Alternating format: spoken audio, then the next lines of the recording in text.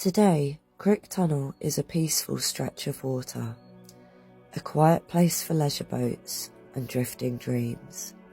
But make no mistake, this is a tomb of blood and clay, a grave for men who were never named, never mourned, and never mattered. Crick Tunnel took 21 years to build, from 1793 to 1814, and not because the engineers didn't know what they were doing, but because the hill was alive. It fought back, with mudslides, with collapses, with death. This tunnel halted progress on one of Britain's most important canal routes. The Grand Junction Canal was meant to power trade across the country, but it couldn't move forward because Crick refused to be conquered. Engineers James Barnes and later Benjamin Bevan sank shafts down through the hill to dig from the top. Precision met chaos, and every time they thought they were close, the earth crumbled. But it wasn't the engineers who paid the price, it was the navvies, disposable men, paid just enough to live, work and die. No safety nets, no contracts, no health and safety, no mercy. One of the worst collapses in the early 1800s buried men alive. It took weeks to organise a rescue, and by that time anyone who reached them, they were gone. Bodies never recovered, and names never recorded. Their lives were never honoured. The tunnel moved on without them, and so did history. You now float above their bones, through brick laid by bare hands that bled, through silence carved by voices that were never heard.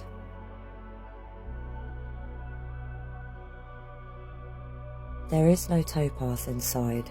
Horses couldn't pass, so they used leggers, men who lay on their backs and pushed boats with their feet against the tunnel walls.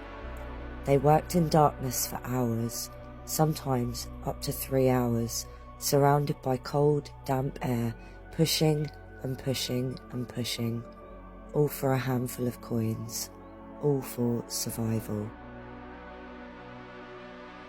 Today, it takes just minutes to drift through, but each yard was earned in agony, in sacrifice. You pass through it in leisure, they pass through it to stay alive. Leggers were paid by the trip, not by the hour, so even after 3 gruelling hours of legging through a tunnel, they would still climb off at the other end, jump on the next boat, and do it all again.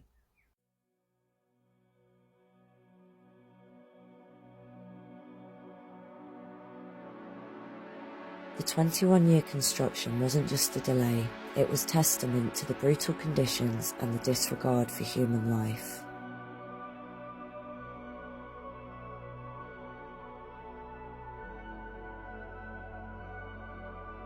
The grand narratives of the Industrial Revolution often celebrate innovation and progress, conveniently overlooking the human wreckage left behind.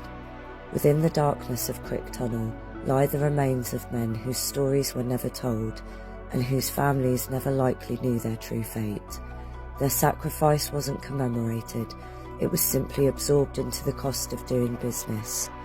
As we navigate through these waters today, enjoying the peace and the scenery, let's acknowledge the brutal reality that this tranquility has brought with the lives and suffering of forgotten labourers entombed beneath our feet.